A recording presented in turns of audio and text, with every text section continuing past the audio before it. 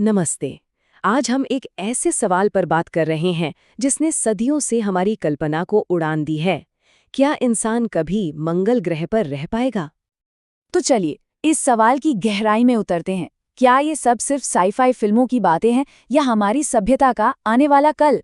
और ये सवाल सिर्फ एक संभावना का नहीं है, बल्कि शायद एक जरूरत का भी है। ये है मंगल ग्रह, हमारे सोलर सिस्टम का चौथा प्लैनेट। इसे लाल ग्रह भी कहते हैं क्योंकि इसकी सतह पर हर तरफ आयरन ऑक्साइड मतलब जंग जैसा लाल पदार्थ फैला हुआ है। पर क्या ये इंसानों का नया घर बन सकता है? इस बड़ी खोज को समझने के लिए पहले ये जानना होगा कि आखिर हम कहीं और घर बसाने के बारे में सोच ही क्यों रहे हैं। और इसका जवाब हमारे अपने ग्रह पृथ्वी पर ही छिपा है।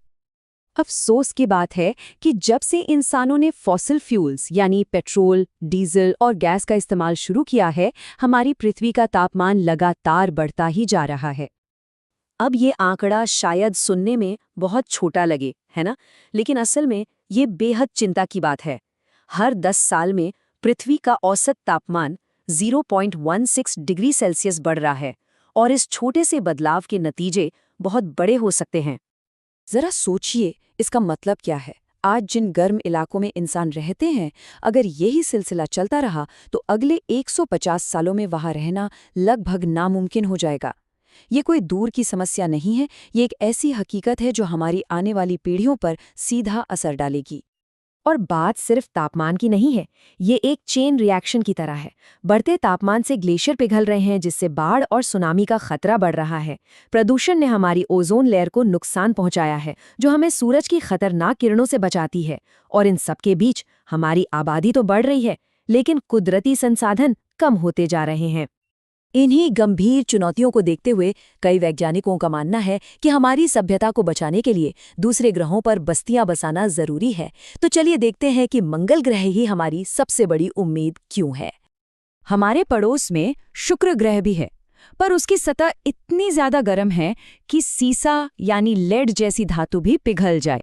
उसका वायुमंडल जहरीली गैसों से भरा है, मतलब वहां उतरना तो दूर, उसके पास जाना भी नामुमकिन है। वहीं दूसरी ओर मंगल की सतह ठोस और चट्टानी है।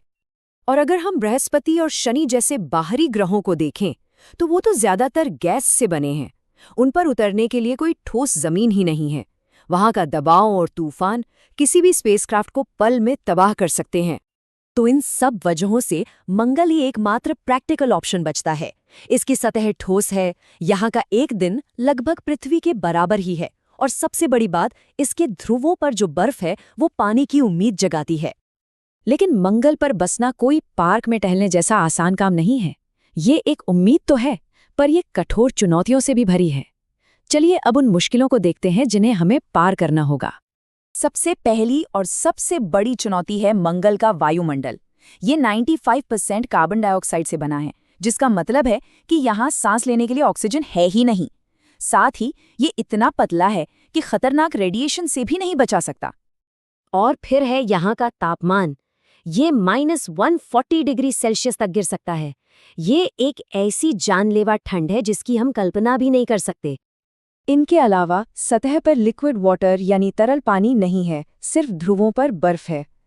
मंगल का मैग्नेटिक फील्ड बहुत कमजोर है, जिसका मतलब है कि सूरज से आने वाली खतरनाक कॉस्मिक किरणें और रेडिएशन सीधे सतह तक पहुंचती हैं, जो किसी भी जीवन के लिए घातक हैं। तो ये हालात लगभग नामुमकिन लगते हैं, है ना? लेकिन इंसान हार नहीं मान रहा है। अब बात करते हैं समाधानों की, कि कैसे विज्ञान और टेक्नोलॉजी इन जानलेवा चुनौतियों का सामना कर रही हैं। सांस लेने की समस्या का हल इलेक्ट्रोलिसिस नाम की एक प्रक्रिया में छिपा है। वैज्ञानिक मंगल के कार्बन डाइऑक्साइड से भरे वायुमंडल से ऑक्सीजन निकाल सकते हैं। और ये सिर्फ कोई थ्योरी नहीं है। नासा के MOXI नाम के उपकरण ने मंगल पर असल में थोड़ी मात्रा में ऑक्सीजन बनाकर ये साबित भी कर दिया है। कमाल है ना? और ये सिर्फ ऑक्सीजन की बात नहीं है। वैज्ञानिक ऐसे स्पेस सूट बना रहे हैं जो रेडिएशन से बचा सकें। मंगल पर ग्रीन हाउस में पौधे उगाने के एक्सपेरिमेंट हो रहे हैं, और यहाँ तक कि मंगल की मिट्टी और बर्फ से 3D प्रिंटिंग करके घर बनाने की भी योजना है। पानी को ध्रुवों पर जमी बर्फ पिघलाकर या मिट्टी से निकालकर भी तैयार किया जा सकता है।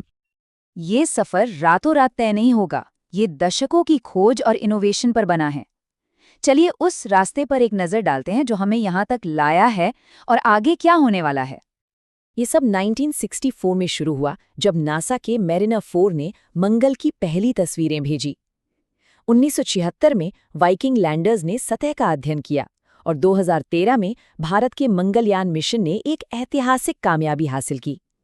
अब अगला बड़ा लक्ष्य 2030 के दशक में पहले इंसानों को मंगल पर भेजना है। और इसी वक्त जब हम बात कर रहे हैं, नासा के परसिवियरेंस और क्यूरियोसिटी रोवर मंगल की सतह पर काम कर रहे हैं। वो सिर्फ चट्टानों की जांच नहीं कर रहे, वो भविष्य में इंसानी बस्तियों के लिए जगह तलाश रहे हैं और इस बड़े सवाल का जवाब खोज रहे हैं कि क्या मंगल पर कभी जीवन था। तो आखिर में सवाल वही है, क्या मंगल पर बसना मुमकिन है? ये एक बहुत बड़ी चुनौती है, यकीनन। इसके लिए बेहतरीन साइंस, नई टेक्नोलॉजी और लगातार कड़ी मेहनत की जरूरत होगी। ये सफर आसान तो बिल्कुल नहीं होगा, लेकिन ये नामुमकिन भी नहीं है। और ये हमें एक आखिरी और बड़े सवाल पर लाता है। मंगल पर एक दूसरा घर बनाना शायद जरूरी हो सकता है, लेकिन क्या हमें अपने पहले घर को बचाने के बारे में और गंभीरता से नहीं सोचना चाहिए? शायद असली जवाब किसी दूसरे ग्रह पर नहीं, बल्कि अपने ही घर पृथ्वी की बेहतर देखभाल करने में छिपा है। इस पर सोचिएगा जरूर। देखने के लिए धन्यवाद।